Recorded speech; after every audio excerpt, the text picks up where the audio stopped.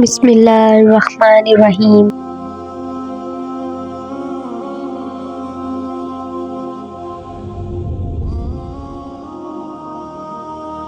شیخ الاسلام حضرت علامہ ظفر احمد عثمانی رحمۃ اللہ علیہ فرماتے ہیں کہ میں اس زمانے میں حج کے بعد مدینہ منورہ گیا۔ ہم لوگوں نے کھانا کھانے کے بعد دسترخوان کو لے کر ایک ڈھیر پر جاڑ دیا تاکہ روٹی کے بچے ٹکڑوں اور ہڈیوں کو جانور کھا جائیں۔ تھوڑی دیر کے بعد جب میں اپنے کمرے سے باہر نکلا تو یہ دیکھ کر حیران رہ گیا کہ ایک خوبصورت 9 سال کا بچہ ان ٹکڑوں کو چن چن کر کھا رہا ہے۔ مجھے سخت افسوس ہوا۔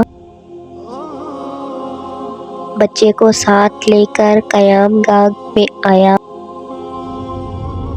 اور اسے پیٹ بھر کے کھانا کھلایا، کیونکہ میں ایسی ہستی کے شہر میں تھا جو غریبوں کا ولی اور غلاموں کا مولی تھا۔ میرے اس برتاؤ کو دیکھ کر بچہ بے حد متاثر ہوا۔ میں نے چلتے وقت اس سے کہا کہ بیٹے تمہارے والد کیا کرتے ہیں؟ اس نے کہا میں یتیم ہوں۔ میں نے کہا بیٹے میرے ساتھ ہندوستان چلو گے؟ وہاں میں تم کو اچھے کھانے کھلاؤں گا، عمدہ کپڑے پہناؤں گا، اپنے مدرسے میں تعلیم دوں گا۔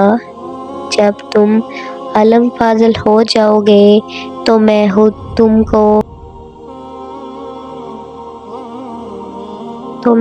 تم کو یہاں لے کر آؤں گا اور تمہیں تمہاری والدہ کے سپرد کر دوں گا۔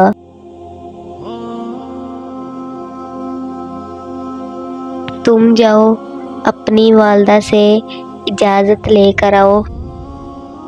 لڑکا بہت خوش ہوا اور اچھلتا کودتا اپنی والدہ کے پاس واپس گیا۔ وہ بیچاری بیوہ دوسرے بچوں کے اخراجات سے پہلے ہی پریشان تھی۔ اس نے فوراً اجازت دے دی۔ بچہ فوراً آیا اور مولانا کو بتایا کہ میں آپ کے ساتھ جاؤں گا، میری ماں نے اجازت دے دی ہے۔ پھر پوچھنے لگا آپ کے شہر میں چنے ملتے ہیں؟ مولانا عثمانی نے بتایا یہ ساری چیزیں وافر مقدار میں تمہیں ملیں گی۔ مولانا کا بیان ہے کہ میری انگلی پکڑے پکڑے مسجد نبوی میں وہ میرے ساتھ آیا اور ٹھٹک کر رہ گیا۔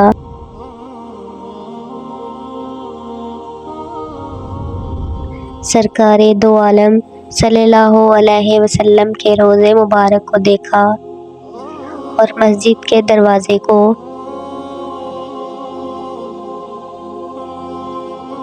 پوچھا کہ بابا یہ دروازہ اور روضہ بھی وہاں ملے گا؟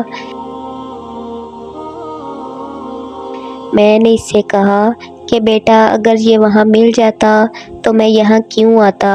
لڑکے کے چہرے کا رنگ بدل گیا، میری انگلی چھوڑ دی۔ بابا تم جاؤ، اگر یہ نہیں ملے گا تو میں ہرگز اس دروازے کو چھوڑ کر نہیں جاؤں گا۔ بھوکا رہوں گا، پیاسا رہوں گا، اس دروازے کو دیکھ کر میں اپنی بھوک اور پیاس بجھاتا رہوں گا جس طرح آج تک بجھاتا رہا ہوں۔ یہ کہہ کر بچہ رونے لگا اور اس کے عشق کو دیکھ کر میں بھی رونے لگ گیا۔